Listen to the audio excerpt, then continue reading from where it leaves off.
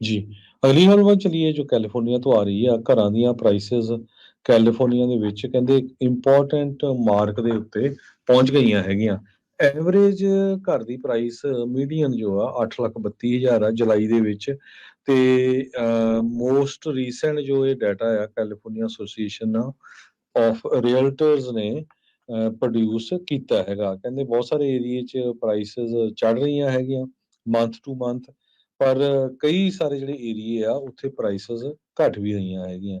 ਸੋ situation real estate market ਦੀ ਵੀ ਬਾਹਲੀ ਜਿਹੜੀ good ਨਹੀਂ ਹੈਗੀ। ਕਰੰਟ ਮਾਰਗੇਜ ਰੇਟ ਜੇ ਦੱਸਦੇ ਜਾਈਏ 15 ਸਾਲਾਂ ਦੇ ਉਹ 6.79% ਤੇ 30 ਸਾਲਾਂ ਦੇ 7.58% ਚੱਲ ਰਹੇ ਹੈਗੇ।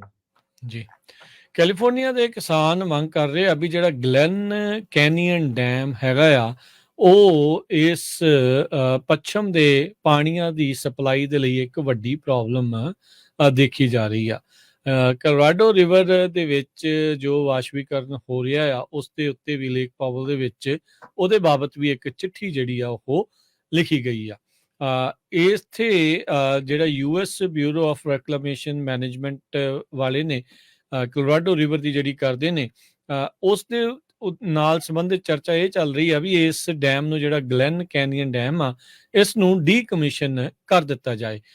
ਜਿਹੜੇ ਕੈਲੀਫੋਰਨੀਆ ਦੇ ਫਾਰਮਰ ਆ ਇਹ ਕਹਿ ਰਹੇ ਆ ਵੀ ਭਾਈ ਇਸ ਦੇ ਉੱਤੇ ਸੀਰੀਅਸਲੀ ਸੁਜੈਸ਼ਨ ਅਸੀਂ ਦੇ ਰਹੇ ਹਾਂ ਵੀ ਇਸ ਡੈਮ ਨੂੰ ਬਿਜਲੀ ਪੈਦਾ ਕਰਨ ਦੇ ਲਈ ਨਾ ਵਰਤਿਆ ਜਾਵੇ। 21,000 ਤੋਂ ਵੱਧ ਕਮੈਂਟ ਜਿਹੜੇ ਆ ਉਹ ਸਬਮਿਟ ਕੀਤੇ ਗਏ ਹੈਗੇ ਆ। ਪਬਲਿਕ ਕਮੈਂਟ ਪੀਰੀਅਡ 15 ਅਗਸਤ ਤੱਕ ਹੋ ਚੁੱਕਾ ਆ।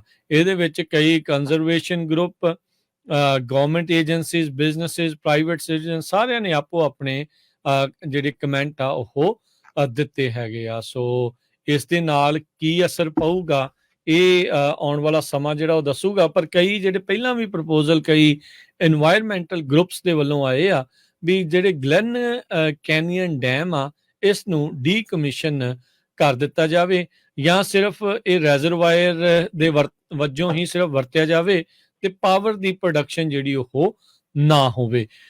ਇਸ ਮੌਕੇ ਆਪਾਂ ਦੇਖਿਆ ਸੀਗਾ ਵੀ ਲੇਕ ਪਾਵਲ ਦੇ ਵਿੱਚ ਇੰਨੇ ਮੀਂਹ ਪੈਣ ਤੋਂ ਪਹਿਲਾਂ ਕਾਫੀ ਜ਼ਿਆਦਾ ਪਾਣੀ ਹੇਠਾਂ ਪੱਧਰ ਦੇ ਉੱਤੇ ਜਿਹੜਾ ਲੈਵਲ ਤੇ ਚਲਾ ਗਿਆ ਸੀਗਾ।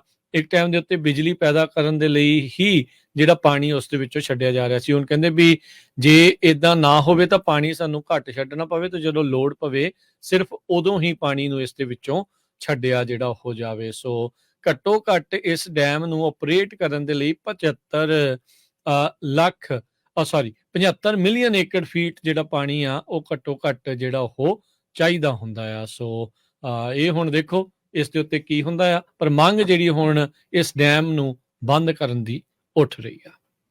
ਜੀ, ਅਗਲੀ ਖਬਰ ਵੱਲ ਚਲੀਏ। ਆਈਕੀਆ ਦਾ ਇੱਕ ਬਹੁਤ ਵੱਡਾ ਸਟੋਰ ਸੈਨ ਫਰਾਂਸਿਸਕੋ ਦੇ ਵਿੱਚ ਅੱਜ ਸਵੇਰੇ ਖੁੱਲਣ ਜਾ ਰਿਹਾ ਸੀ 945 ਮਾਰਕੀਟ ਸਟਰੀਟ ਦੇ ਉੱਤੇ। ਤੇ ਇਹ ਕਹਿੰਦੇ we did not go through without any hiccups. Shoppers ਜਿਹੜੇ ਆ ਉਹਨਾਂ ਨੂੰ ਤੀਜੀ ਫਲੋਰ ਤੋਂ ਇਵੈਕੂਏਟ ਕਰਨਾ ਪਿਆ। ਫਾਇਰ ਡਿਪਾਰਟਮੈਂਟ ਵੀ ਉੱਥੇ ਆਈ। ਕਹਿੰਦੇ ਵੀ ਫਾਲਸ ਅਲਾਰਮ ਕਿਸੇ ਨੇ 4:37 ਤੇ ਅੱਜ ਸ਼ਾਮੀ ਚਲਾ ਦਿੱਤਾ। ਤੇ ਹਜੇ detail San Francisco police department ਵੱਲੋਂ ਨਹੀਂ ਆਈ, ਪਰ ਬਹੁਤ ਸਾਰੇ ਜੋ ਪੋਲੀਟੀਸ਼ੀਅਨ ਆ ਉਹ ਇਸ ਦਾ ਕ੍ਰੈਡਿਟ ਲੈਣਾ ਚਾਹੁੰਦੇ ਆ ਵੀ ਦੇਖੋ ਜੀ ਐਡੇ ਐਡੇ ਜਿਹੜੇ ਬਿਜ਼ਨੈਸ ਆ ਉਹ ਆਲਰੇਡੀ ਸੈਨ ਫਰਾਂਸਿਸਕੋ 'ਚ ਮੂਵ ਹੋ ਰਹੇ ਹੈਗੇ।